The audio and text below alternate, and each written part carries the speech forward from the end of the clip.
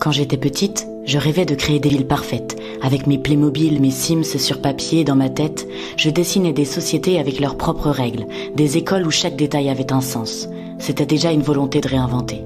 Je pensais que le monde était simple, que les adultes compliquaient tout, qu'il suffisait d'aimer, d'écouter, de partager. J'ai grandi avec cette foi. Elle m'a porté longtemps. Et puis j'ai eu 20 ans et j'ai souffert. Pas d'un drame ni d'un manque, d'un trop-plein de lucidité. Ce moment où le réel ne répond plus à tes rêves, où la complexité de la nature humaine étouffe, où aimer devient naïf, où rêver devient suspect. J'ai eu l'enfance qu'on devrait tous avoir. Aimée, confiante, entourée. Et peut-être est-ce pour ça que la suite m'attend désorientée. J'ai vécu cette vie où avoir des idées, c'était déjà changer le monde et être écouté. Mais un jour, tout devient flou. Hostile. Beaucoup parlent de se libérer du passé, de leur névrose d'adolescent. Moi, je veux parler de l'inverse. La chute brutale de l'innocence. Alors j'ai commencé à écrire. Et si je faisais de mon idéal une réalité pour les autres, quelles en seraient les conséquences? Rose Dia est née de là, d'une tentative, pas d'une réponse. D'un besoin de penser à nouveau ce que je crois être vrai. Avec lucidité, avec méfiance. Oui, vouloir incarner le bien de tous peut devenir dangereux. Oui, la paix peut être une douce dictature. Oui, même les idées les plus nobles au départ peuvent devenir les pires. L'égocentrisme, la conviction de savoir mieux que l'autre ce qui est bon pour l'autre. Ce que je veux raconter, c'est ça. Une jeune femme qui veut bien faire mais découvre que cela ne suffit pas. Une jeune femme qui refuse que son idéal n'existe pas, alors qu'elle en a le pouvoir. Une jeune femme en colère qui décide de mettre ses désirs au centre du monde entier. Comment le rêve d'un monde fondé sur la paix et l'amour peut-il ne pas convenir à tous? J'ai vraiment cru être la première à y penser. Je suis persuadée qu'un homme heureux ne peut pas être dangereux. Mais j'ai appris qu'on ne peut pas imposer le bonheur sans basculer dans le totalitarisme. Une utopie ne s'impose pas. Elle se propose, elle s'éprouve, elle se partage.